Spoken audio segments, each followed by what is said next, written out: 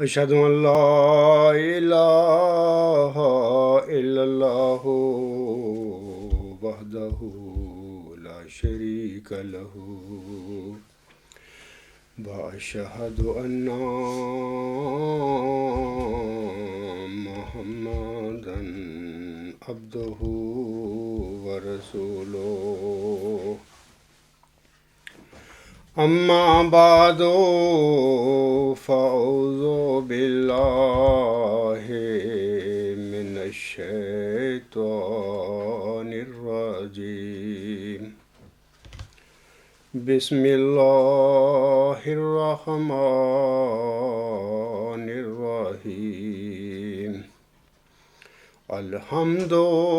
لله رب العالمين الرحمن الرحيم مالك يوم الدين إياك نعبد وإياك نستعين اهدنا الصراط المستقيم صراط الذين أنعمت عليهم صراط الذين أنعمت عليهم غير المغضوب عليهم ولا الضالين وعد الله الذين آمنوا منكم وعملوا الصالحات لا يستخلفنهم في الأرض كما استخلف الذين من قبلهم ولا يمكنن لهم دينهم الذي ارتضى لهم ولا يبدلنهم من بعد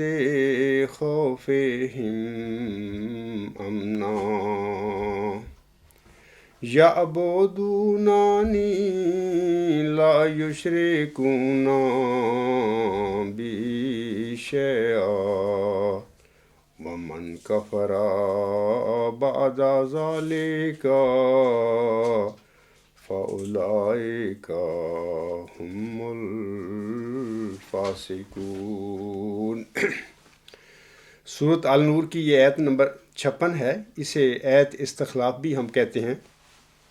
اس آیت میں اللہ تعالیٰ فرماتا ہے اللہ نے تم میں سے ایمان والوں یعنی مومنوں اور مناسب حال عمل کرنے والوں سے وعدہ کر رکھا ہے کہ وہ ان کو زمین میں خلیفہ بنا دے گا جس طرح ان سے پہلے لوگوں کو خلیفہ بنایا تھا، اور جو دین اس نے ان کے لیے پسند کیا ہے وہ ان کے لیے اسے مضبوطی کے ساتھ قائم کر دے گا، اور ان کے خوف کی حالت کو وہ ان کے لیے امن کی حالت میں بدل دے گا۔ وہ میری عبادت کریں گے اور کسی چیز کو میرا شریک نہیں بنائیں گے، اور جو لوگ اس کے بعد بھی کفر کریں گے وہ فاسقوں میں شامل ہوں گے۔ سامعین کرام، خاکسار نے گزشتہ خطبہ جمعہ میں کہا تھا کہ جماعت احمدیہ قادیان نے حضور علیہ السلام کے عربی رسالہ سر الخلافہ کا اردو ترجمہ نہیں کیا، لیکن جماعت احمدیہ لاہور نے اس کا ترجمہ کیا ہوا ہے۔ میں نے یہ جو کچھ کہا تھا، آپ یاد رکھیں کہ میں نے یہ جو کچھ کہا تھا اپنے اس علم کی بنا پر کہا تھا جو حضور علیہ السلام کے اس رسالہ کے حوالے سے مجھے گزشتہ خطبہ جمعہ سے پہلے حاصل تھا۔ عدم علم کی بنا پر کہی گئی کسی بات کو ہم جھوٹ نہیں کہہ سکتے، بلکہ اسے ہم لا علمی کہیں گے۔ دوسری بات یہ کہ اللہ تعالیٰ کا یہ عجیب تصرف تھا کہ گزشتہ جمعہ کے اگلے دن ہی مجھے پتہ چل گیا کہ جماعت احمدیہ قادیان نے بھی رسالہ سر الخلافہ کا اردو ترجمہ کیا ہوا ہے۔ اب میں اپنی اس لا علمی کو تسلیم کرتا ہوں، اور یہ ترجمہ سامعین کرام کب ہوا، یعنی جماعت احمدیہ قادیان جو ہے اس نے یہ سر الخلافہ کا ترجمہ کب کیا؟ بعض 40 سال کہہ رہے ہیں کہ 40 سال سے یہ ترجمہ موجود ہے، بعض یہ کہتے ہیں کہ یہ ترجمہ چند سال میں ہوا، چند سال پہلے کیا گیا ہے، اور بعض کہہ رہے ہیں کہ چند مہینے پہلے یہ ترجمہ ہوا تھا۔ بہرحال یہ ایک الگ بحث ہے، لیکن میں سوال کرتا ہوں کہ اگر جیسا کہ لوگ بعض کہتے ہیں کہ یہ ترجمہ 40 سال سے ہوا ہے، اگر یہ واقعی 40 سال سے ترجمہ ہوا ہے تو پھر یہ ترجمہ خطبہ الہامیہ کی طرح روحانی خزائن جلد 8 میں عربی رسالہ سر الخلافہ کے ساتھ کیوں شائع نہیں کیا گیا؟ اس کے ساتھ ہی اس کو شائع کر دینا چاہیے تھا، جیسا کہ خطبہ الہامیہ کو ساتھ ساتھ عربی عبارت کے اس کا ترجمہ کیا گیا ہے۔ چوتھی بات یہ کہ رسالہ سر الخلافہ کے حوالے سے سامعین کرام لا علمی کی وجہ سے جو میں نے گزشتہ خطبہ جو میں کہا تھا کہ پھر اب علم ہونے کے بعد جو میں کہہ رہا ہوں یہ سب کچھ رسالہ سر الخلافہ کے بارے میں لا علمی کی وجہ سے ہوا ہے۔ یہ میری طرف سے دیدہ و درستہ یہ بات میں نے نہیں کی، اور میں نے آپ لوگوں کو یاد رہے کہ میں نے پوری جو میں اپنی مصروفیات کے میں رہتے ہوئے کوشش کر سکتا تھا، پہلے میں نے کوشش کی ہے کہ یہ میں جماعت احمدیہ قادیان کی جو ویب سائٹ ہے وہاں سے میں کہیں اس ترجمہ کو دیکھوں کہ کیا اس رسالہ کا حضور صلی اللہ علیہ وسلم کے اس عربی رسالہ کا ترجمہ کیا گیا ہے یا کہ نہیں۔ بہرحال میں نے جو کوشش کی اس کوشش کے نتیجے میں مجھے اس کا پتہ نہ لگا یا میں ڈھونڈ نہ سکا۔ بہرحال یہ جو لا علمی تھی میری، اس لا علمی کی بنا پر میں نے گزشتہ خطبہ جمعہ میں اس کے متعلق جو کہا ہے، تو سامعین یاد رکھیں کہ یہ سب کچھ لا علمی کی بنا پر ہوا۔ لیکن سامعین کرام شاید یہ لا علمی کی وجہ سے مجھ سے جو ہوا ہے، اس سے شاید اللہ تعالیٰ کی طرف سے لوگوں کو یا میرے مخالفین کو یہ بتانا مقصود تھا کہ میں کسی حقیقت کا علم ہونے کے بعد اس کا انکار کر کے کج بیسی کرنے والا انسان نہیں ہوں، بلکہ اپنی کسی لا علمی پر مبنی غلط موقف پر نظر ثانی کرنے والا ہوں۔ جب مجھے پتہ چل جائے کہ میرے موقف میں کوئی غلطی ہے تو میرے لیے کوئی مسئلہ نہیں، میں فوراً اس موقف کو چھوڑ دوں گا، جیسے کہ ابھی رسالہ جو حضور صلی اللہ علیہ وسلم کا عربی ہے سر الخلافہ، اس کے حوالے سے یہ بات ہوئی ہے۔ پچھلے خطبہ جمعہ میں یا گزشتہ خطبہ جمعہ میں نے کہا تھا کہ اس کا ترجمہ جماعت احمدیہ قادیان نہیں کیا لا علمی کی بنا پر۔ اب مجھے پتہ چل گیا، اس کے خطبہ کے بعد ہی پتہ چل گیا، اب میں اقرار کر رہا ہوں کہ واقعی یہ میری لا علمی کی وجہ سے یہ غلطی تھی۔ ایسے ہی سامعین کرام کہ شاید اللہ تعالیٰ نے یہ مجھ سے غلطی کروا کر میرے مخالفین کو اور لوگوں کو یہ بتلایا ہے کہ یہ شخص یعنی عبدالغفار جمبا ایسا انسان نہیں ہے کہ جب اس کو اپنی کسی موقف کا بارے میں علم ہو جائے کہ یہ میرا موقف غلط ہے تو اس پر یہ کج بیسی کرنے والا نہیں، بلکہ یکسر اس موقف کو چھوڑنے والا انسان ہے۔ تو اس سلسلے میں کہوں گا جماعت احمدیہ قادیان کے خلفاء اور علماء کو کہ جناب 23 سال سے میں نے اپنا مقدمہ 2 سوالوں کی شکل میں آپ لوگوں کے آگے رکھا ہوا ہے۔ آپ لوگوں کو چاہیے کہ یہ جو گزشتہ جمعہ میں جو مجھ سے اجتہادی غلطی ہوئی ہے لا علمی کی بنا پر، اس کی بنا پر آپ کو یقین کرنا چاہیے مجھ پر کہ میں کج بحثی کرنے والا انسان نہیں ہوں۔ آپ آئیں میدان میں، ہم بات کرتے ہیں، کسی جگہ پر بھی بات کرتے ہیں اس موضوع پہ، پیشگوئی مسلم موت کے حوالہ سے۔ میرے 2 سوال ہیں آپ لوگوں کے آگے۔ پہلی بات تو یہ ہے کہ حضرت مرزا صاحب علیہ السلام جنہیں اللہ تعالیٰ نے محمدی مریم قرار دیا ہے آپ علیہ السلام کے الہامی کلام میں کہتا ہوں کہ وہ ذکی غلام، وہ مسلم موعود، وہ مسیل مبارک احمد آپ علیہ السلام کے گھر میں اللہ تعالیٰ نے بطور جسمانی لڑکا نہیں دیا تھا۔ اس سے ثابت ہوتا ہے کہ مرزا صلی اللہ علیہ وسلم کا کوئی بھی جسمانی لڑکا پیشگوئی مسلم موعود کے دائرہ بشارت میں نہیں آتا، یعنی اللہ تعالیٰ اس کو کبھی بھی مسلم موعود ذکی غلام مسیح الزمانی بنائے گا۔ دوسرا یہ ہے کہ وہ میرا اعلیٰ انتہائی ہمہ گیر نظریہ ہے جس میں اللہ تعالیٰ نے اس عاجز کے متعلق وہ جو مرکزی علامتیں ہیں، الہامی علامتیں ہیں پیشگی مسلم موت کے حوالے سے، وہ ساری تقریباً وہ اس میں اس عاجز کے وجود میں اللہ نے پوری کر دی ہیں، اور وہ ساری علامتیں جو ہیں علم اور حکمت سے متعلق ہیں۔ تو یہ دو باتیں ہیں، اور 23 سال سے جماعت احمدیہ قادیان نے یہ جھگڑا کھڑا کیا ہوا ہے۔ مثال کے طور پر مرزا طاہر صاحب جو تھے وہ میرا یہ مقدمہ دبا کر بیٹھ گئے، 10 سال انہوں نے یہی کام کیا۔ اس کے بعد اس کے وفات کے بعد جو اگلا ان کا جانشین آیا تو وہ اس کی یہ نصیحت ہے لوگوں کو، جماعت کو بھی، اس بندے سے بات نہیں کرنی، بس اس نے اخراج مقاطعہ پر زور دیا ہوا ہے، بس ان سے بات کرو، ان سے بات نہ کرو، ان کو اخراج کر کے جماعت سے ان کا مقاطعہ کر دو وغیرہ وغیرہ۔ اس کا یہ طریقہ واردات ہے۔ بہرحال اللہ تعالیٰ اس کو بھی سمجھ دے، میں تو ان لوگوں کے لیے صرف دعائی کر سکتا ہوں۔ بہرحال یہ گزشتہ خطبہ جمعہ کی یہ جو میری لا علمی کی وجہ سے غلطی ہوئی ہے، اس سے لوگوں کو یقین کر لینا چاہیے اس سازش کے متعلق کہ میں کسی جھوٹے موقف پر ضد کرنے والا انسان نہیں ہوں، کج بیسی کرنے والا نہیں ہوں، بلکہ جب یہ ثابت ہو جائے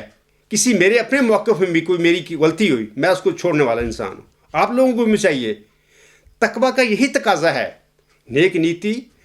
یہی ہمیں کہتی ہے کہ جب کوئی موقف کسی انسان کا، کسی جماعت کا غلط ثابت ہو جائے دلائل کے ساتھ، قرآن کریم کی روح سے، میرا صلی اللہ علیہ وسلم کے الہامات کی روح سے، تو ان کو چاہیے اس غلط موقف سے یکسر دستبردار ہو جائیں اللہ کی رضا کے لیے۔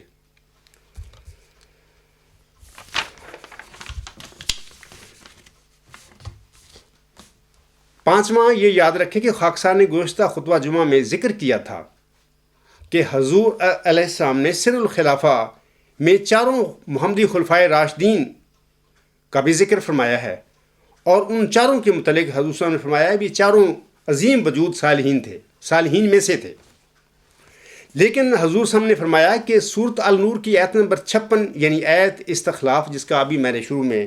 تلاوت کی ہے، اس آیت کو صرف اور صرف حضرت ابوبکر صدیق رضی اللہ تعالی عنہ پر حضرت مرزا غلام احمد علیہ السلام نے چسپاں کیا ہے۔ حضرت مرزا صاحب نے اس آیت استخلاف کو حضرت ابوبکر صدیق رضی اللہ تعالی عنہ کے علاوہ کسی اور خلیفہ راشد پر چسپاں نہیں کیا، یہ بات یاد رکھیں۔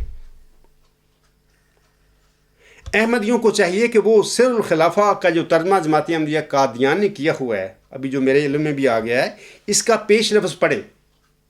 آپ لوگوں کے مربی نے ہی وہ ترجمہ کیا ہوا ہے، اس کا پیش لفظ پڑھیں۔ علاوہ اس کے صفحات 47، 53، 56 اور 57 بھی دیکھیں، ان پر پڑھیں، دیکھیں حضور صاحب نے کیا لکھا ہے۔ اور علاوہ اس کے 95، 96، 97 اور 98 صفحات جو ہیں وہ بھی پڑھنے کے قابل ہیں۔ علاوہ اس کے سامنے کرام لاہوری جماعت کے ترجمہ راز خلافت کے صفحہ 81 پر حضور صاحب لکھتے ہیں، یہ حضور صاحب کے اپنے الفاظ ہیں۔ حضور صاحب فرماتے ہیں ولا یصلح حل مصداقیت حل خلافت تصدیق کما لا یخفى علی اہل تحقیق۔ اس آیت کا مصداق سوائے ابو بکر صدیق رضی اللہ تعالیٰ عنہ کی خلافت کے کوئی اور نہیں۔ حضور صاحب کے الفاظ کا یہ ترجمہ، جیسا کہ اہل تحقیق پر مخفی نہیں۔ لیکن عجیب بات ہے سامعین کرام کہ بلائے دمشق پوپس اس آیت استخلاف کو اپنی پاپائیت پر چسپاں کر کے بیٹھے ہوئے ہیں۔ عجیب بات ہے، یعنی بانی جماعت کچھ کہہ رہا ہے، اس کے جانشین بننے کے دعویٰ کرنے والے یہ لوگ کچھ اور کرتے پھر رہے ہیں۔ ان کو چاہیے کہ یہ گناہ نہ کریں، اگر ان میں تقویٰ ہے، ان میں نیک نیتی ہے، ایمانداری ہے، تو وہی کریں، اسی تعلیم کے پیچھے چلیں جو بانی جماعت نے لوگوں کے آگے پیش کی ہے۔ اپنے پاس سے یہ جمع تفریق نہ کرتے پھریں، یہ بدعتیں نہ ڈالیں۔ سامعین کرام، جہاں تک حدیث مجددین کا تعلق ہے تو حضور علیہ السلام فرماتے ہیں، یہ ملفوظات جلد 5 صفحہ 101 تا 102 ہے، پرانا ایڈیشن کی میں پڑھ رہا ہوں۔ نیا ایڈیشن جو ہے وہ جلد 3 صفحہ 87 ہے۔ اس پر حضور علیہ السلام جو ہے حدیث مجددین کے حوالے سے فرماتے ہیں، آپ علیہ السلام فرماتے ہیں کپڑا پہنتے ہیں تو اس کی بھی تجدید کی ضرورت ہوتی ہے، اسی طرح پر نئی ضروریت کو تازہ کرنے کے لیے سنت اللہ اسی طرح جاری ہے کہ ہر صدی پر مجدد آتا ہے، غرض مجھ سے ایک حدیث کے موافق گزشتہ مجددوں کا مواخذہ نہیں ہو سکتا، جیسے کہ آج کل مجھ سے بھی ہوتا جماعتی احمدیہ قادیان کے بعض لوگ کر رہے ہیں۔ آپ علیہ السلام فرماتے ہیں آگے، میں اپنی صدی کا ذمہ دار ہوں، ہاں چونکہ میں اس حدیث کو صحیح سمجھتا ہوں اور قرآن شریف کی حمایت سے صحیح مانتا ہوں۔ پس اگر یہ لوگ اس حدیث کو جھوٹا کہہ دیں اور حدیث کی کتابوں سے نکال دیں، پھر میں خدا سے دعا کروں گا اور یقیناً وہ میری دعا کو سنے گا، اور میں کشف سے نام بھی بتا دوں گا۔ یعنی گزشتہ مجددین کے اس زمانے میں بھی لوگ پوچھتے تھے کہ ان کے نام کیا ہیں، کس کس صدی پر کون کون مجدد آیا، اس نے کب دعویٰ کیا۔ یہی آج کل کے جماعتی احمدیہ قادیان کے کچھ لوگوں کو بیماری لگی ہے، وہ مجھ سے یہ باتیں پوچھتے ہیں۔ حالانکہ اگر تم لوگوں نے مرزا صاحب وسلم کو مان لیا ہے، حکم و عدل مانا ہے، تو تم ان سوالوں کو تو جواب حضرت مرزا صاحب علیہ السلام پہلے 100 سال پہلے دیکھ گئے ہیں۔ یہ آج میرے زمانے میں تو یہ سوال جائز ہی نہیں ہے کہ تم لوگ یعنی احمدی لوگ اٹھائیں۔ ہاں غیر احمدی اٹھا سکتے ہیں اور لوگ اٹھا سکتے ہیں مخالفین، لیکن مرزا صاحب وسلم کو ماننے والا یہ سوال مجھ پر نہیں کر سکتا۔ اگر آپ نے سوال کرنی ہے تو پھر اعلان کر دیں کہ جناب مرزا صاحب وسلم کو ہمارے بزرگوں نے ضرور ماننا تھا، لیکن ہم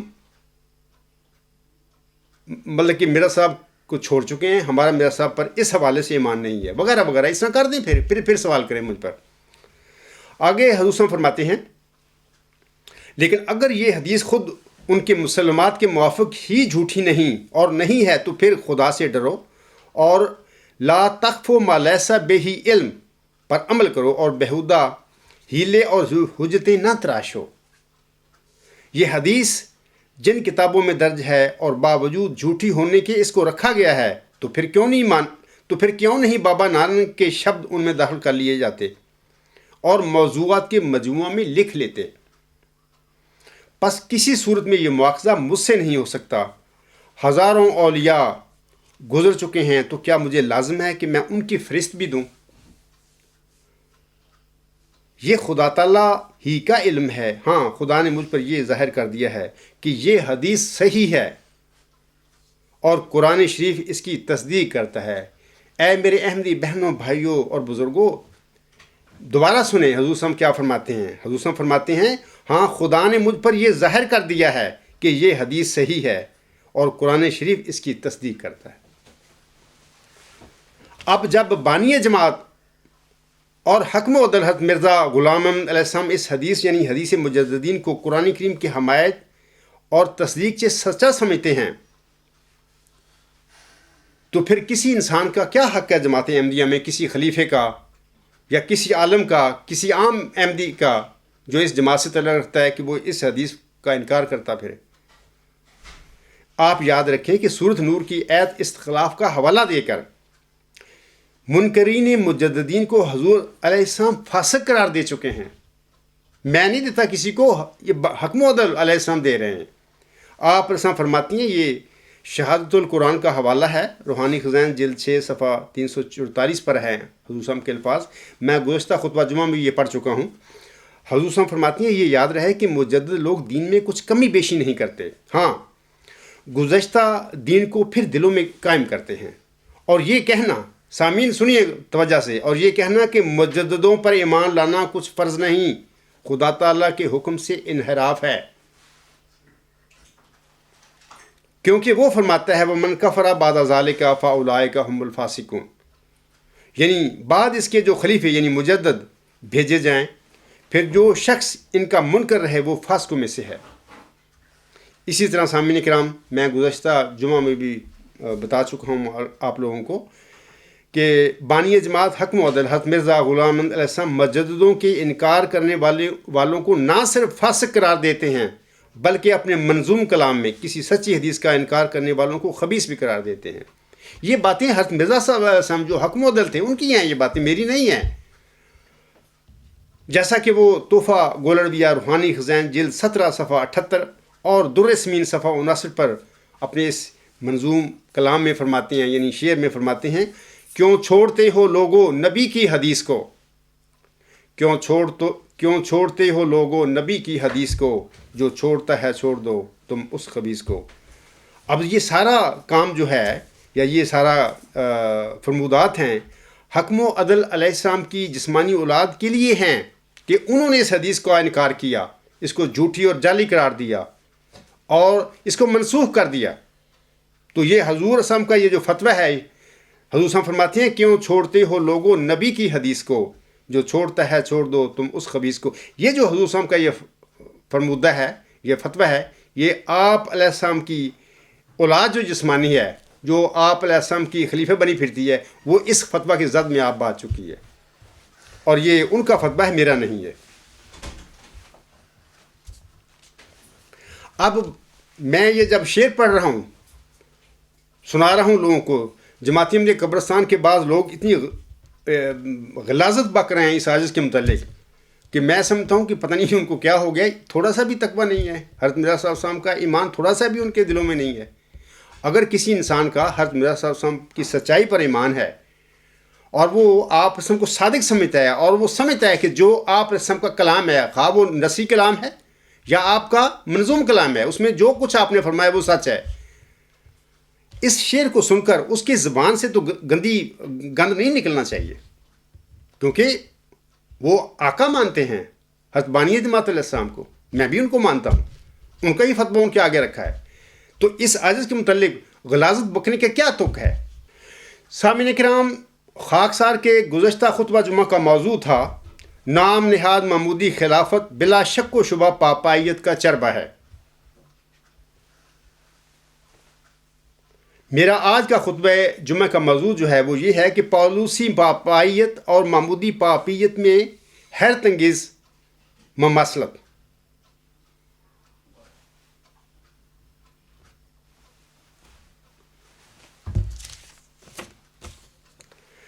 سامعین کرام، موجودہ عیسائیت جو ہے دراصل پالوس کی تعلیم پر مشتمل ہے، یہ بھی یاد رکھیں، یہ ضروری باتیں ہیں، آپ لوگوں کے ذہن میں یہ باتیں ہونی چاہیے، اور اس کا حضرت عیسیٰ ابن مریم علیہ السلام کی تعلیم سے کوئی دور کا بھی واسطہ نہیں۔ یہ جو موجودہ عیسائیت ہے یا جو کلیسا ہے، ان کا سسٹم جو ہے، ان کا حضرت مسیح عیسیٰ ابن مریم علیہ السلام کی تعلیم سے کوئی دور کا بھی واسطہ نہیں۔ موجودہ پاپائیت کا سلسلہ غالباً 67 عیسوی یعنی 67 عیسوی سے شروع ہوا تھا، اور اب تک لگ بھگ 300 کے قریب پوپ مسند پاپائیت پر بیٹھ چکے ہیں۔ بعض پوپوں کی یورپین بادشاہوں سے بھی کشمکش چلتی رہی گزشتہ زمانے میں، اور اس طرح بعض پوپ جو ہیں وہ روم سے نکل کر فرانس میں بھی پناہ گزین ہوتے رہے ہیں۔ اسی طرح مارٹن لوتھر جو تھا، اس نے اصلاح کلیسا کی تحریک شروع کی تھی، اور اس کے نتیجے میں بھی کئی ملک پاپائیت کے اقدار سے آزاد ہوئے تھے۔ 1799 یعنی 1789 کے انقلاب فرانس نے پاپائیت جو ہے یا یہ پاپائی آمریت جو ہے، اس میں آخری اس کی کیل ٹھونک دیا تھا اس انقلاب فرانس نے، اور بالآخر اب 1929 میں یہ پاپائیت جو ہے یا پاپائی اقدار جو ہے، یہ روم کے شہر کے محلہ ویٹیکن تک محدود ہو کر رہ گیا ہے، باقی اس کا اثر و رسوخ ختم ہو گیا ہے۔ ملک آزاد ہو چکے ہیں ان کے ظلم اور جبر سے، اور ان کے سیاست الگ ہے اب، ٹھیک ہے، ان کا رسماً ایمان ہے، وہ مانتے ہیں اپنے پوپ کو، عیسائی بھی ہیں، کیونکہ یہ چیز نسل در نسل صدیوں سے ان میں شامل ہے، وہ بڑی جلدی ان سے اپنا پوپ سے یا عیسائی سے علیحدہ نہیں ہو سکتے، لیکن انہوں نے مذہب کو، عیسائیت کو اور اپنی جو ان کا سیاست ہے اس کو الگ کر لیا ہے۔ جہاں تک سامعین کرام پولس کی شخصیت، اس کے کردار اور اس کی تعلیم کا تعلق ہے، تو اس حوالہ سے حکم و عدل حضرت مرزا غلام احمد علیہ السلام ملفوظات جلد 3 صفحات 138 تا 141 پر فرماتے ہیں،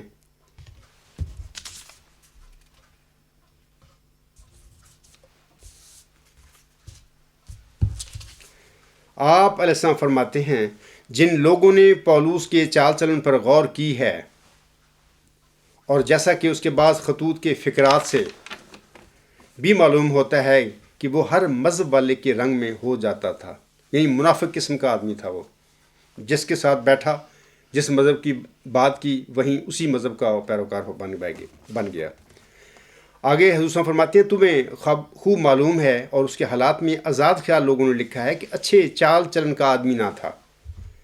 بعض تاریخوں سے پایا جاتا ہے کہ وہ ایک کاہن کی لڑکی پر عاشق تھا اور ابتدا میں اس نے بڑے بڑے دکھ عیسائیوں کو دیے، اور بعد میں جب کوئی راہ اسے نہ ملی اور اپنے مقصد میں کامیابی کا کوئی ذریعہ اسے نظر نہ آیا تو اس نے ایک خواب بنا کر اپنے آپ کو حواریوں کا جمع دار بنا لیا۔ یعنی یہاں پر بھی ایک جھوٹی خواب کا ڈرامہ اس نے کیا تھا 2000 سال پہلے۔ خود عیسائیوں کو اس کا اعتراف ہے کہ وہ بڑا سنگ دل اور خراب آدمی تھا اور یونانی بھی پڑھا ہوا تھا۔ میں نے جہاں تک غور کی ہے مجھے یہی معلوم ہوا ہے کہ وہ ساری خرابی اس لڑکی ہی کے معاملہ کی تھی، اور عیسائی مذہب کے ساتھ اپنی دشمنی کامل کرنے کے لیے اس نے یہ طریق آخری سوچا کہ اپنا اعتبار جمانے کے لیے ایک خواب سنا دی اور عیسائی ہو گیا، اور پھر یسوع کی تعلیم کو اپنے طرز پر ایک نئی تعلیم کے رنگ میں ڈال دیا۔ میں کہتا ہوں، یعنی حضور صاحب فرما رہے ہیں، میں کہتا ہوں کہ عیسائی مذہب کی خرابی اور اس کی بدعتوں کا اصل بانی یہی شخص ہے۔ یہی وجہ ہے کہ یہ یسوعی مذہبی نہیں بلکہ پولوسی ایجاد ہے۔ یعنی موجودہ جو عیسائیت ہے یا ان میں جو کلیسا کا جو نظام بنا ہوا ہے، سارا کچھ جو ہے حضرت مسیح عیسیٰ ابن مریم السلام کی کوئی تعلیم نہیں ہے، نہ اس سے اس کا تعلق ہے۔ تو بہرحال یہ پولوسی ایجاد ہے، حضور صلی خود فرما رہے ہیں۔ اچھا، اب میں آتا ہوں پاپائیت جو ہے اس کے خواص کیا ہیں، خصوصیات کیا ہیں۔ سامعین نے کرام کو یاد رہے کہ تثلیث اس پاپائیت کا مین جو مرکزی عقیدہ ہے وہ تثلیث ہے ان کا، یعنی ٹرینیٹی، 3 خدا انہوں نے بنا رکھے ہیں۔ تو حضرت مسیح عیسیٰ ابن مریم السلام کو خدا کا بیٹا مانتے ہیں، نعوذ باللہ من ذالک۔ اس کی آمد ثانی کی جو اپنی قوم جو ہے، اپنی امت جو ہے عیسیٰ السلام کی بنی ہوئی، اس کو امید دلاتے رہتے ہیں کہ وہ آئے گا، خدا کا بیٹا آئے گا تو زمین کے حالات ٹھیک کرے گا، زمین کو جنت بنا دے گا، وغیرہ وغیرہ۔ سامعین کرام، اسی طرح جماعت احمدیہ قبرستان کی پاپائیت کا آغاز بھی احمدیہ خلافت راشدہ کی 1914 میں صف لپیٹ کر ہوا تھا۔ یہ پاپائیت اس لیے ہے کہ حضور صلی اللہ علیہ وسلم کی الوصیت کے برخلاف اس مذہبی آمریت کو شروع کیا گیا ہے۔ 1914 سے 1944 تک جناب مرزا بشیر الدین محمود احمد مسلم موت کے حوالہ سے احمدیوں کا ذہن پڑھتے بھی رہے اور بناتے بھی رہے، اور پھر 1944 میں ایک خواب کی بنیاد پر پولوس کی طرح مسلم موت ہونے کا دعویٰ کر دیا۔ دوسری بات یاد یہ رکھیں کہ پپائی نظام میں پوپ کے اپنے ہی تنخواہ دار ممبروں کی مجلس سے انتخاب بنائی ہوئی ہے۔ وہ اپنے ہی کرتا دھرتا لوگ ہوتے ہیں، تنخواہیں بھی لیتے ہیں، ان کی ہی مجلس بنی ہوئی ہوتی ہے جو آئندہ کسی پوپ کی وفات پر آئندہ پوپ کا انتخاب کرتی ہے۔ پوپ کے انتخاب میں عام عیسائی جو ہیں ان کا کوئی عمل دخل نہیں ہے۔ یہ سارا وہ مجلس انتخاب جو ہوتی ہے تنخواہ دار ملازموں کی، انہی کا یہ کیا دھرا ہوتا ہے، وہی خود منتخب کرتے ہیں، لیکن عام عیسائیوں کو ماننا پڑتا ہے ان کا انتخاب۔ محمودی پائیت میں بھی یہی کچھ سامعین کرام کیا گیا ہے۔ انہوں نے بھی اپنے ملازمین جو ہیں، اپنے امراء جو ہیں ممالک کے، اور مشنری جو ہیں، اور اس قسم کے جو صدر انجمن احمدیہ ہے یا وکالت کا ہے، وہاں کے جو ملازم ہیں سارے، ان کو بنا لیا گیا ہے مجلس انتخاب کے طور پر کہ جب بھی کوئی خلیفہ فوت ہوگا یہی مجلس جو ملازمین کیا یہ انتخاب کرے گی۔ عام احمدیوں کا محمودی خلیفہ یا محمودی پوپ کے انتخاب میں جیسے کہ کلیسا کا معاملہ ہے،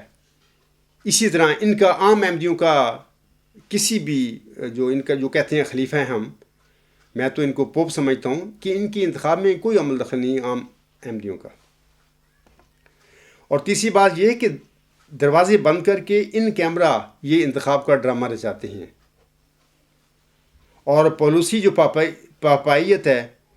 وہ بھی یہی کام کرتے ہیں۔ دونوں مطلب کہ محمودی پاپائیت میں بھی یہی کچھ ہے، دروازے بند کر کے تو یہ اپنا یہ کام کرتے ہیں، ملازموں کی جو بنائی ہوئی ہے اپنی مجلس انتخاب. تو اس طرح پالیسی جو پاپائیت ہے، کلیسا جو ہے جس کو ہم کہتے ہیں، تو اس میں بھی یہی مطلب کہ یہ دجل ہوتا ہے. چوتھا یہ کہ عیسائیوں سے آزادی ضمیر، آزادی اظہار چھین کر تفکر اور تدبر پر مکمل طور پر ان لوگوں نے پابندی لگائی رکھی ہے ایک عرصہ تک. یعنی کوئی 1000 سال ہے، ڈارک ایجز ہم اس کو کہتے ہیں، تاریخ 1000 سال. وہاں پر انہوں نے یہ جو آزادیاں ہیں چھین کر عام عیسائیوں سے ان پر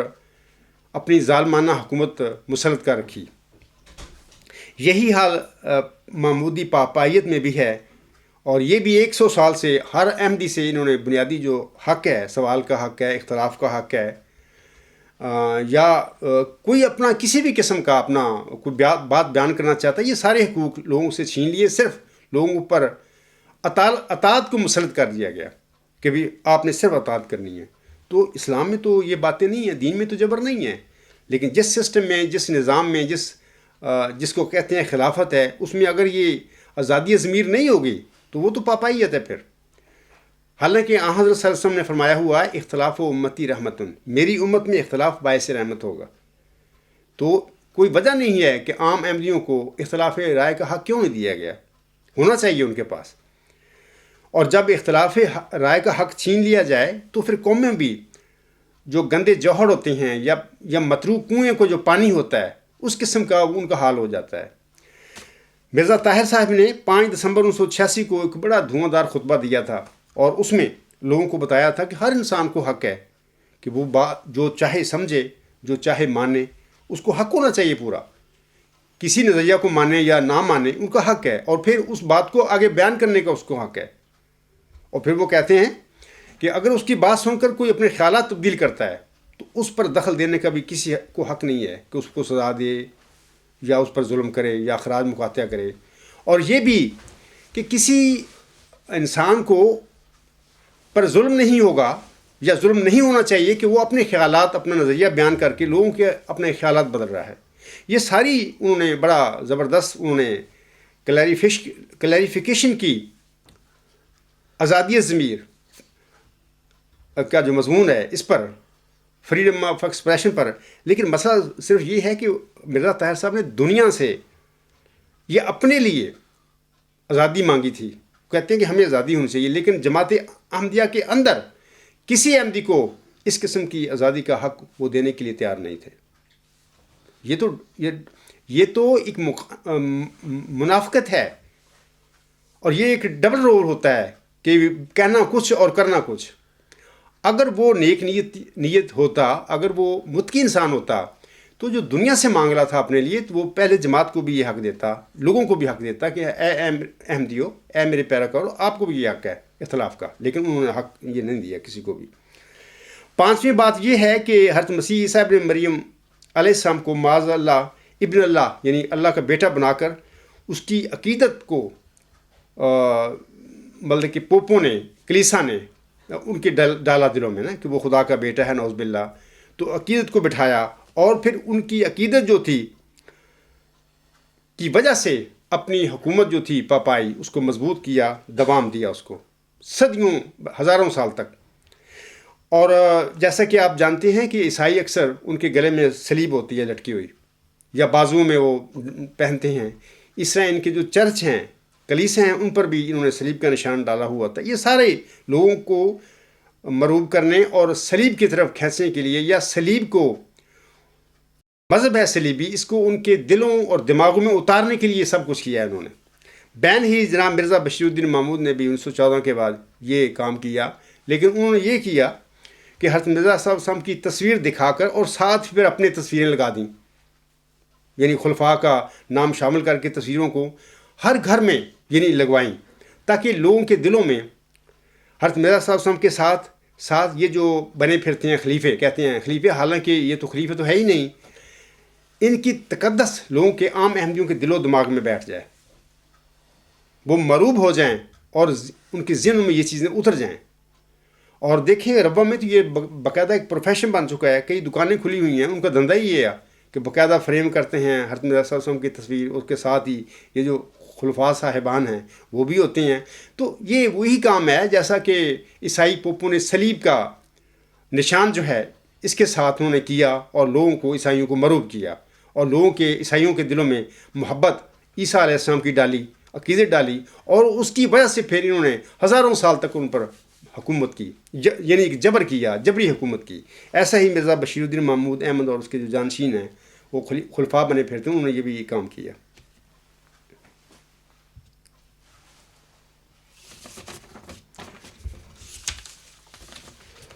میں آپ لوگوں کو ایک اور بات بتانا چاہتا ہوں کہ 1456 میں یوہان گوٹے برگ جو تھا اس نے جرمنی میں پہلا یعنی پریس جو چھاپا خانہ اس کی ایجاد کی تھی. اس دور میں یعنی 15ویں صدی میں یہ اس کا بڑی ڈیولپمنٹ تھی علمی دنیا میں.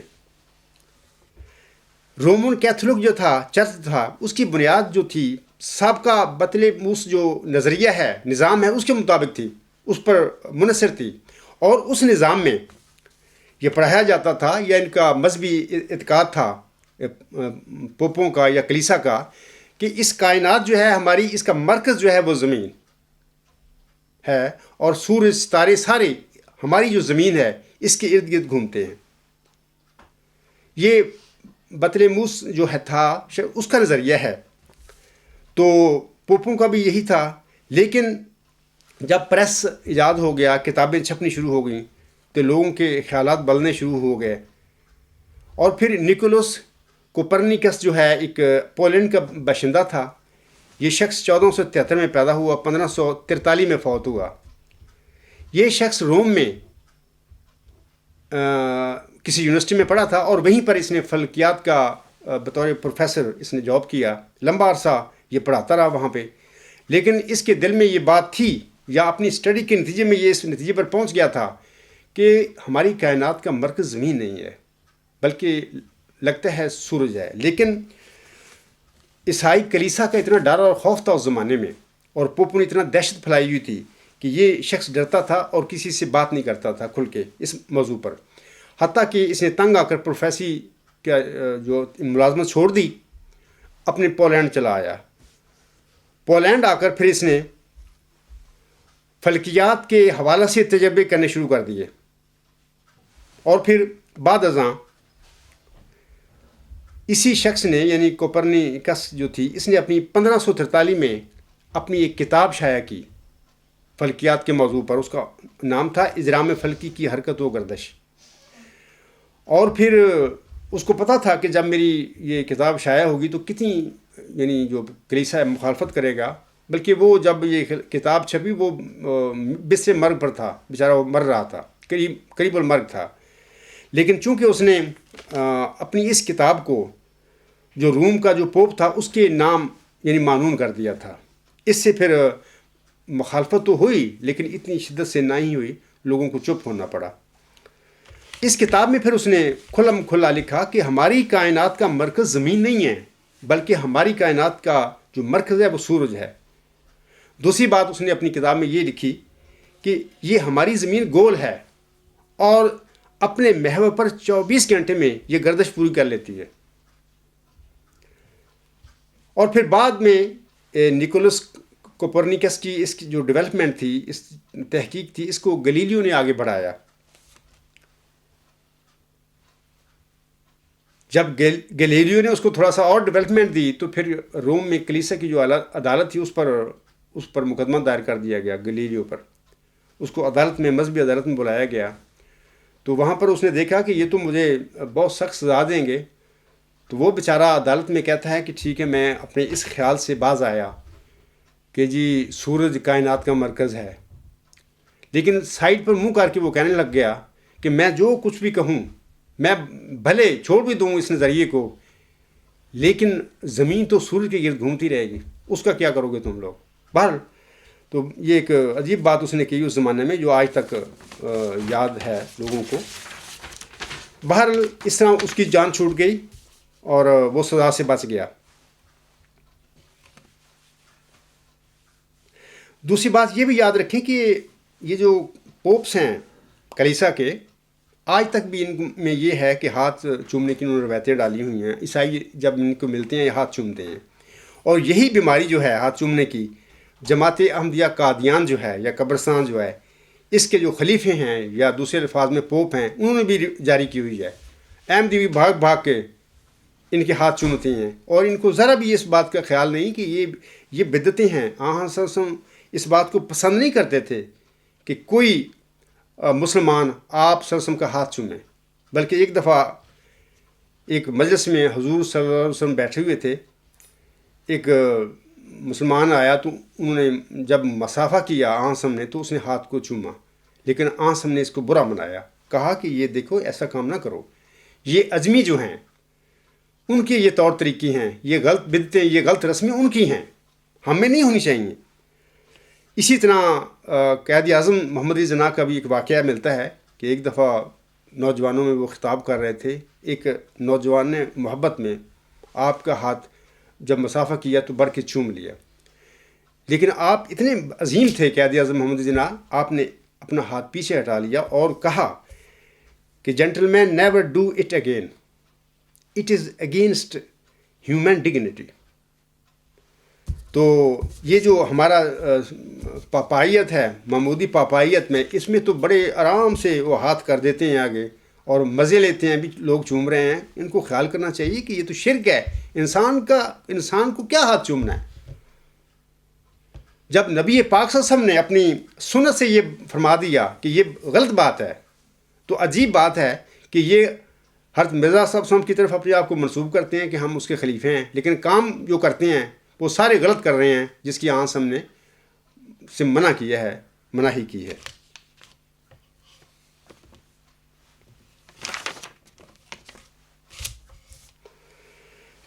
ذکی غلام کے آخری جو الہام ہے، مبشر الہام جو ہے، جو کہ 6-7 نومبر 1907 کو تذکرہ صفحہ 627 پر ہے، اللہ تعالیٰ نے الہام کیا تھا محمدی مریم پر. ایک اور الہام اس کے ساتھ، یعنی 6-7 نومبر 1907 کے بعد ہی ایک اور الہام کا ذکر حضور صاحب اپنے فرماتے ہیں، اور یہ جو ذکر ہے یہ 627 صفحہ جو ہے اس پر ذکر موجود ہے اس الہام کا. حضور صاحب فرماتے ہیں، دیکھ میں ایک نہایت چھپی ہوئی بات پیش کرتا ہوں. سامعین کرام، کیا یہ کہیں وہی چھپی ہوئی بات تو نہیں جو بانی جماعت حضرت امام مہدی با مسیح موسم کے دل کو ہر وقت غمناک کیے رکھتی تھی؟ یعنی ایک پیشگوئی جو چند دفعہ خدا تعالیٰ کی طرف سے ہو چکی تھی حضور اسلام پر، اور آپ علیہ السلام مضطرب ہو کر دعائیں کرتے رہتے تھے کہ خدا تعالیٰ اس کو ٹال دے،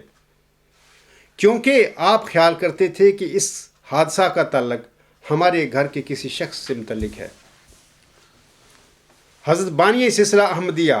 علیہ السلام کے خیال میں آنے والے کسی امکانی حادثے کو اگر آج پولوس کے کردار کے ساتھ ملا کر دیکھا اور پڑھا جائے تو معلوم ہوگا کہ آپ علیہ السلام کا خیال بھی درست تھا، اور حادثے کا اندیشہ بھی کہ بالآخر وہی ہوا، دل مضطر کی دعاؤں کے باوجود ہونی ہو کر رہی. آپ علیہ السلام کی قائم کردہ جماعت پٹری سے کیا اتری، بلکہ اسی گھر یعنی عدار کے چراغ سے آگ بھی لگ گئی. اور آج جماعت احمدیہ کا قریب ہر شخص اسی آگ میں جھلس رہا ہے، اسی عذاب میں مبتلا ہے. اور جو جتنا زیادہ دیندار اور انسانیت کا درد رکھتا ہے، یا متقی انسان ہے، پرہیزگار ہے، صالح ہے، یا اپنی کوئی سوچ یا اپنا کوئی ارادہ رکھتا ہے، نیک ارادہ رکھتا ہے، یا اپنی شخصیت یا اپنے کردار کو تحفظ دینا چاہتا ہے، وہ اتنا ہی زیادہ ان انگاروں کی زد میں ہے جماعت احمدیہ قبرستان میں.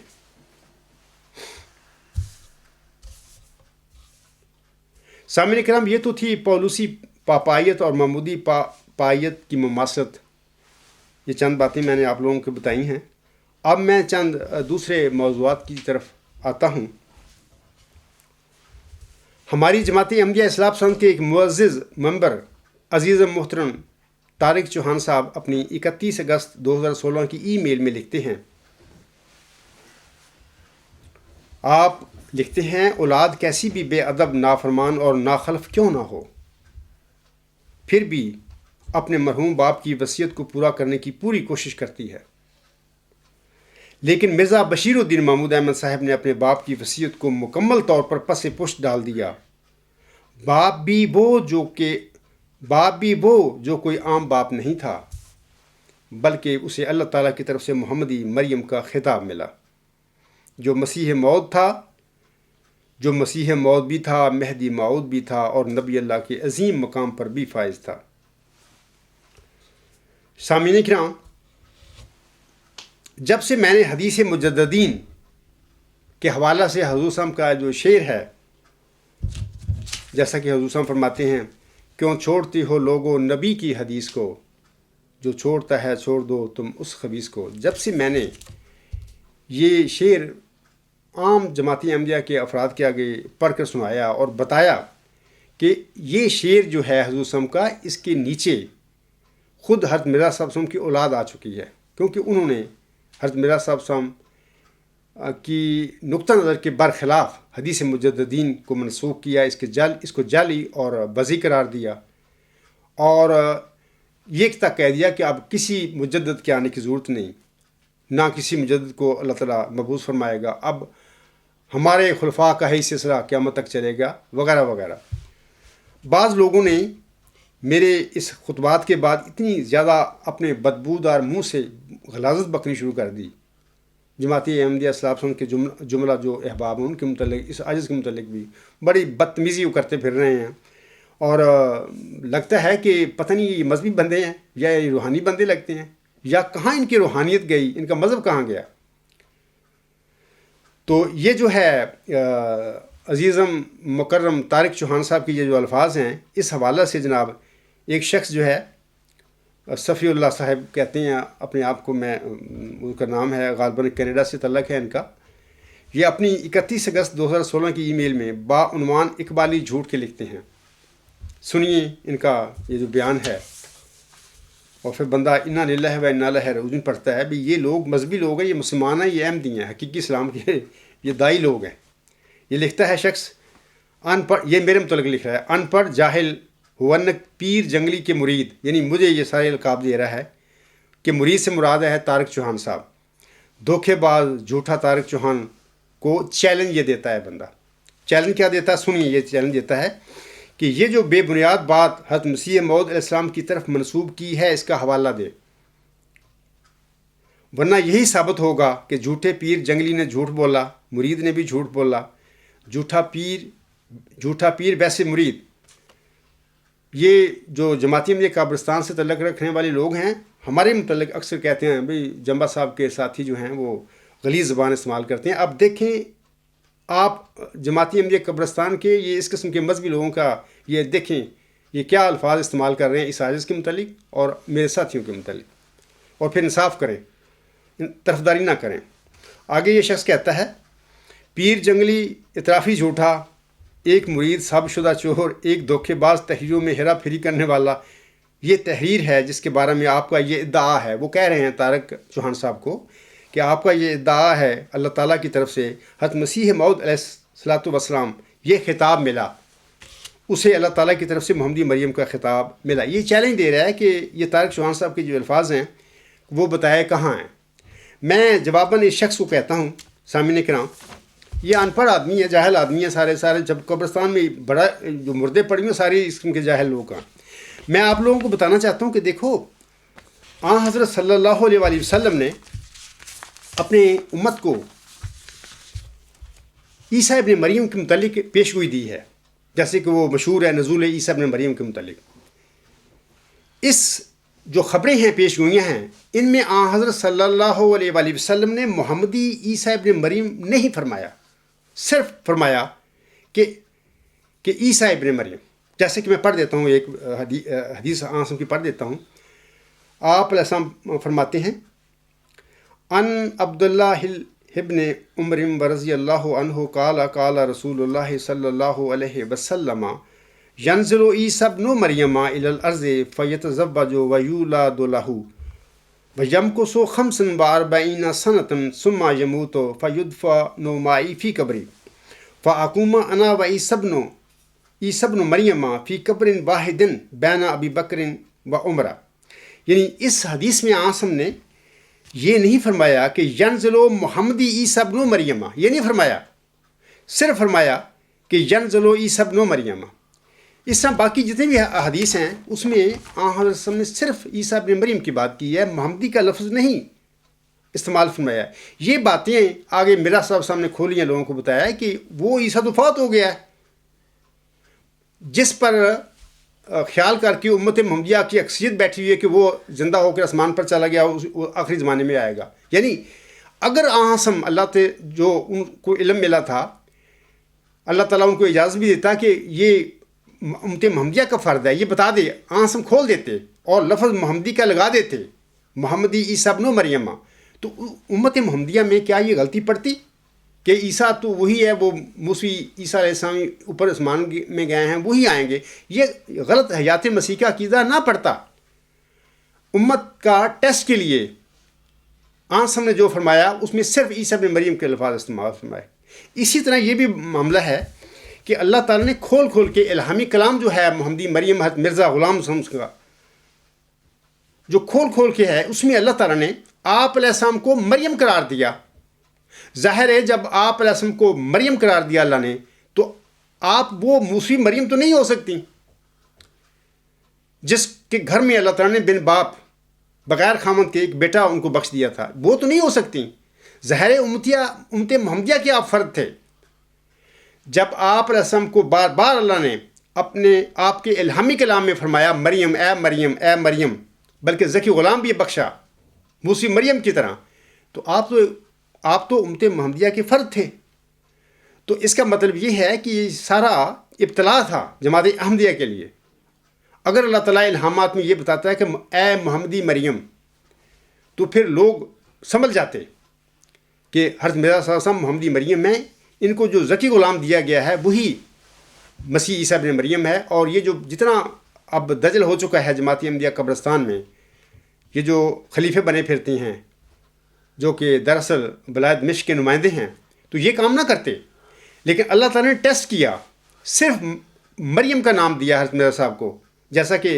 1883 کے الہام میں اللہ فرماتا ہے یا مریم مسکن انت و زوجک الجنہ، محمدی مریم نہیں کہا۔ ایسے ہی سارے وہ الہام آپ پر نازل ہوئے جیسے کہ سورۃ مریم میں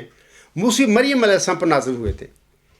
اور پھر یہ بھی یاد رکھیں کہ خود حضرت مرزا صاحب سامنے کھول کھول کر بتا دیا لوگوں کو اپنے زمانے میں۔ حقیقت الوحی میں کیا فرماتے ہیں، میں ایک حوالہ ان کو پڑھ دیتا ہوں، اس میں حضور صاحب فرماتے ہیں کہ اللہ تعالیٰ قرآن شریف میں اس امت کے بعض افراد کو مریم سے تشبیہ دیتا ہے اور پھر کہتا ہے کہ وہ مریم عیسیٰ سے حاملہ ہو گئی، اور اب ظاہر ہے کہ اس امت میں بجز میرے کسی نے اس بات کا دعویٰ نہیں کیا کہ میرا نام خدا نے مریم رکھا، اور پھر اس مریم میں عیسیٰ کی روح پھونک دی، اور خدا کا کلام باطل نہیں، ضرور ہے کہ اس امت میں کوئی اس کا مصداق ہو۔ آگے حضور صاحب فرماتے ہیں پس اس تمام امت میں وہ میں ہی ہوں، میرا ہی نام خدا نے ابراہیم میں پہلے مریم رکھا، اور بعد اس کے میری ہی نسبت یہ کہا کہ ہم نے اس مریم میں اپنی طرف سے روح پھونک دی، اور پھر روح پھونکنے کے بعد مجھے ہی عیسیٰ قرار دیا۔ پس اس آیت یعنی سورۃ تحریم کی آیت نمبر 13 کا میں ہی مصداق ہوں، میرے سوا 1300 برس میں کسی نے یہ دعویٰ نہیں کیا کہ پہلے خدا نے میرا نام مریم رکھا اور مریم میں اپنی طرف سے روح پھونک دی جس سے میں عیسیٰ بن گیا۔ خدا سے ڈرو اور اس میں فکر کرو۔ میں اس صفی اللہ صاحب سے کہوں گا کہ اتنے بے علم آدمی ہیں، اتنے بے علم ہیں، خدا سے ڈرو۔ یہ کیا کرتے پھر رہے ہو؟ تمہارے اندر تعصب کا اتنا گند بھرا ہوا ہے کہ تمہارے منہ سے گند نکل رہا ہے۔ آخر آپ نے مرنا ہے، کتنے دن اور جی لوگے؟ آپ کو جواب دینا پڑے گا ان باتوں کا۔ جب مرزا صاحب نے اتنا کھول کھول کے بتا دیا، اور یہ جو محمدی مریم ہے اس لیے نہیں اللہ نے کہا آپ علیہ السلام کے الہامات میں، تاکہ وہ جو ازمائش ہے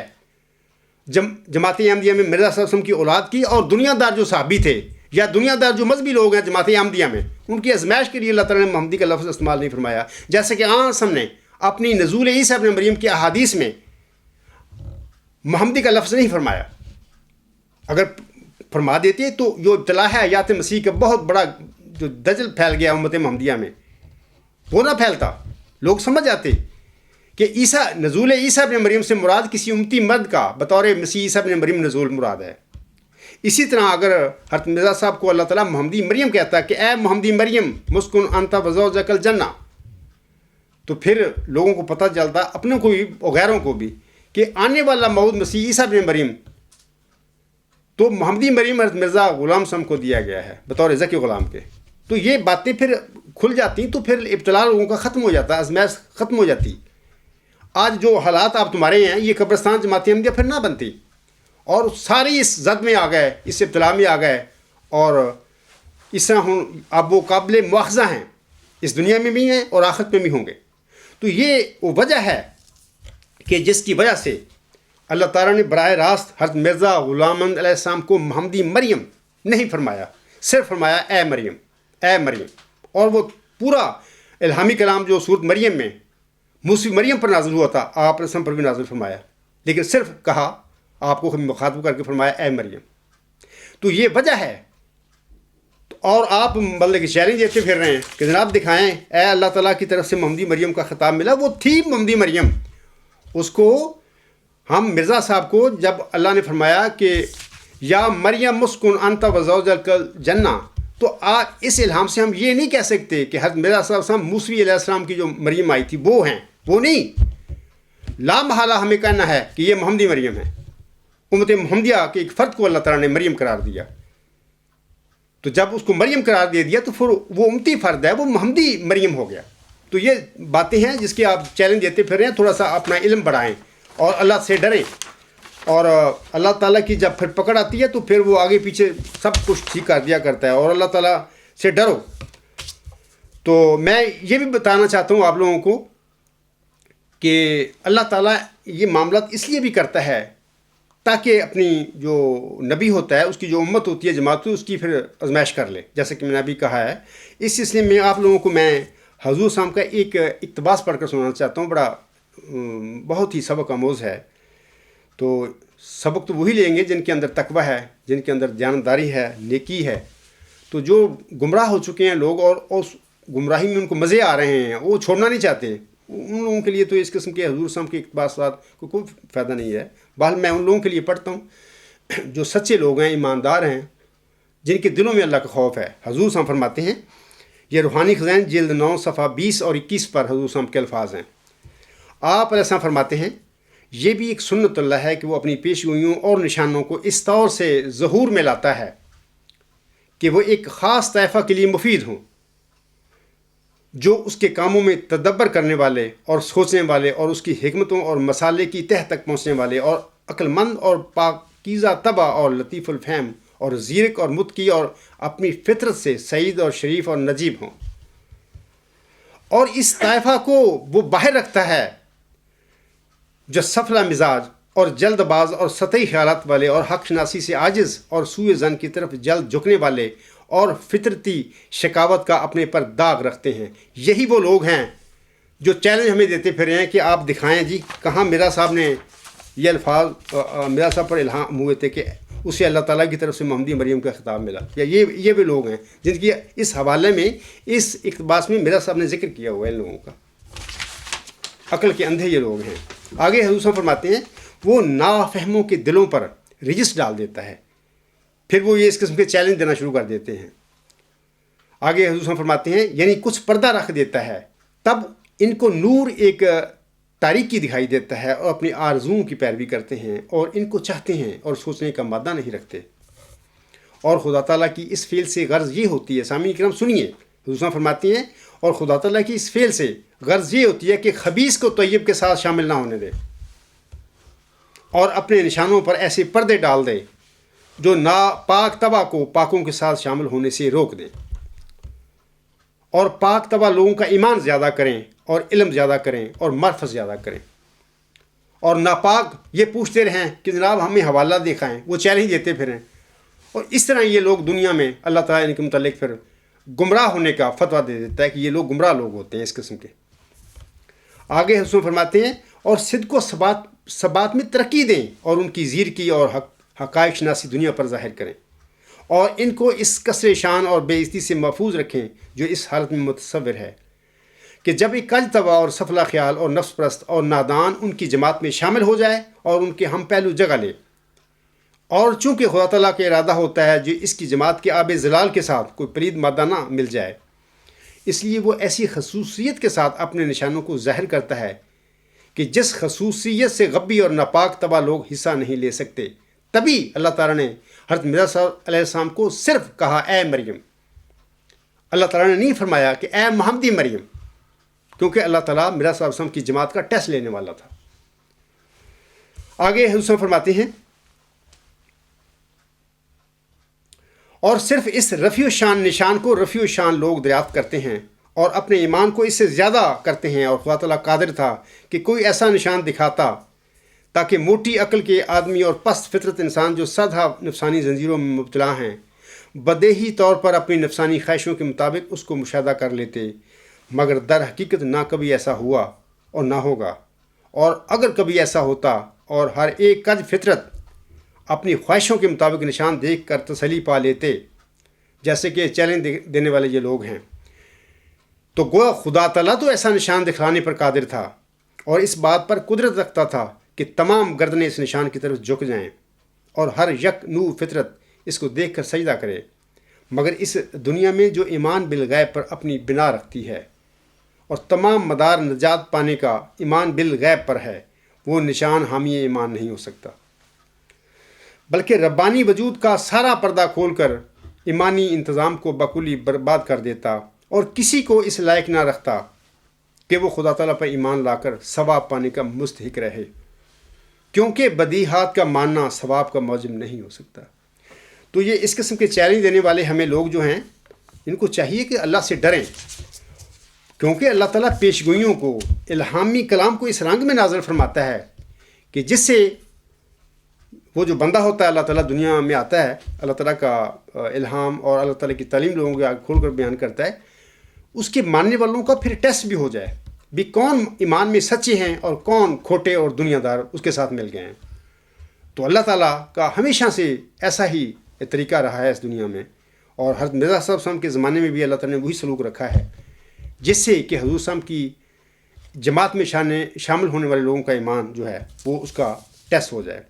اب میں آخر پہ حضور صاحب کا ایک اقتباس پڑھ کر اپنے اس خطبہ کو ختم کروں گا۔ حضور صاحب فرماتے ہیں،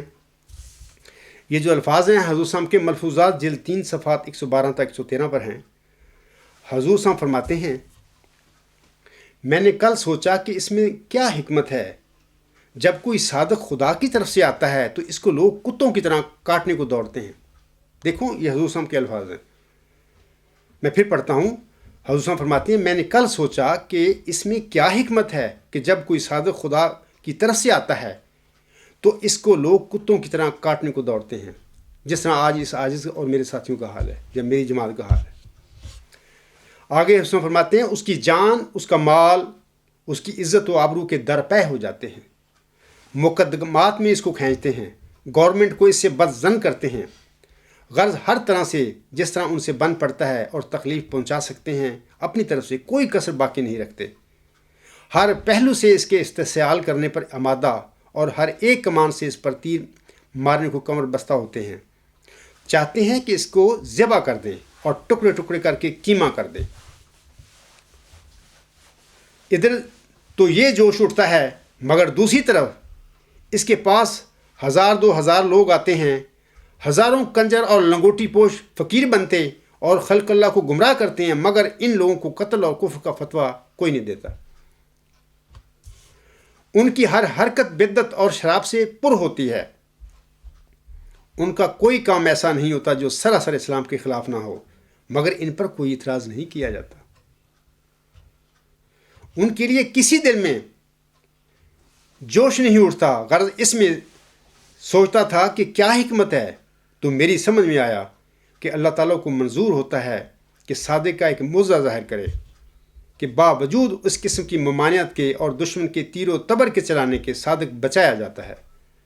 اور اس کی روز افزوں ترقی کی جاتی ہے، اور خدا کا ہاتھ اسے بچاتا اور اس کو شاداب و سرسبز کرتا ہے۔ خدا کی غیرت نہیں چاہتی کہ کاذب کو بھی اس موضع میں شریک کرے۔ اس وقت اس عاجز کے علاوہ اور بہت سارے دعوے دار ہیں جماعت احمدیہ میں، لیکن جس شدت سے اس عاجز کی مخالفت جماعت احمدیہ قبرستان کے مولوی اور خلیفہ صاحب اور اس قسم کے نتھو پتھو کرتے پھر رہے ہیں. میرے علاوہ جو باقی مدعیان ہیں ان کے متعلق تو لوگ کہتے ہیں علیہ السلام، ان کی تعریفیں کرتے ہیں. صرف اور صرف اس عاجز کی اور میرے جماعت کی اس وقت شدید جو ہے جماعت احمدیہ قبرستان مخالفت کر رہی ہے. تو یہ سچائی کا نشان ہے، اس عاجز کی سچائی کا نشان ہے. آگے اس میں فرماتے ہیں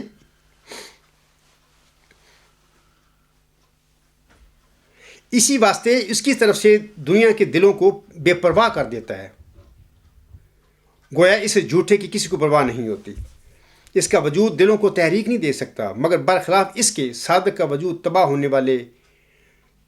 دلوں کو بے قرار اور بے چین کر کے ایک رنگ میں ایک طرح سے خبر دیتا ہے، اور ان کے دل بے قرار ہوتے ہیں، کیونکہ دل اندر ہی اندر جانتے ہیں کہ یہ شخص ہمارا کاروبار تباہ کرنے آیا ہے. یہی جماعت کو مسئلہ ہے نا کہ میں ان کی جو انہوں نے بنائی ہوئی ہے خلافت نام نہاد، اور ان کے بجٹ ہیں اربوں ڈالروں میں پہنچے ہوئے ہیں، چندے اکٹھے ہو رہے ہیں، یہ سارا یہ ان لوگوں نے کلیسا کی طرح یہ سارا ڈرامہ کیا ہوا ہے. سب جھوٹ پر مبنی ہے، اس میں کوئی صداقت نہیں ہے. یہی میں ان کا پول کھول رہا ہوں. اسی وجہ سے یہ لوگ میرے دشمن ہیں اور میرے ساتھیوں کے اور میری جماعت کے دشمن ہیں. اور تو کوئی لڑائی نہیں. آگے اس میں فرماتے ہیں اس واسطے نہایت اضطراب کی وجہ سے اس کے ہلاک کرنے کو اپنے تمام ہتھیاروں سے دوڑتے ہیں، مگر اس کا خدا خود محافظ ہوتا ہے، جیسا کہ اس عاجز کا بھی اللہ تعالیٰ اس وقت محافظ ہے. اور میں جماعت احمدیہ قبرستان کے اس قسم کے یہ جو صفی اللہ ٹائپ لوگ ہیں غلاظت بکتے پھر رہے ہیں اپنے منہوں سے اس عاجز کے متعلق یا میرے ساتھیوں کے متعلق یا میری جماعت کے متعلق، میں تمہیں آج کہتا ہوں بطور پیش گوئی، تم ذلیل و رسوا ہو کرے اس دنیا میں مرو گے. اور مرنے کے بعد یقیناً جو تمہاری حالت ہے اس وقت، اسی کے ساتھ اگر تم نے استغفار نہ کی، توبہ نہ کی اور مرے تو سیدھے جہنم میں جاؤ گے. اور اس قسم کے آپ جیسے لوگوں کا وہی علاج گاہ ہے جہاں پر آپ کا علاج ہوگا. میں اسی پر اپنا خطبہ ختم کرتا ہوں. وما علینا الا البلاغ وآخر دعوانا الحمد للہ رب العالمین. اولم وآخرم وظاہرم وباطنا هو مولانا نعم المولا ونعم النصیر ونعم الوکیل.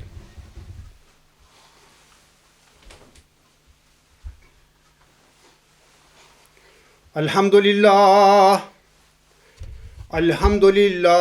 نحمدہ ونستعینہ ونستغفرہ ونؤمن بہ ونتوکل علیہ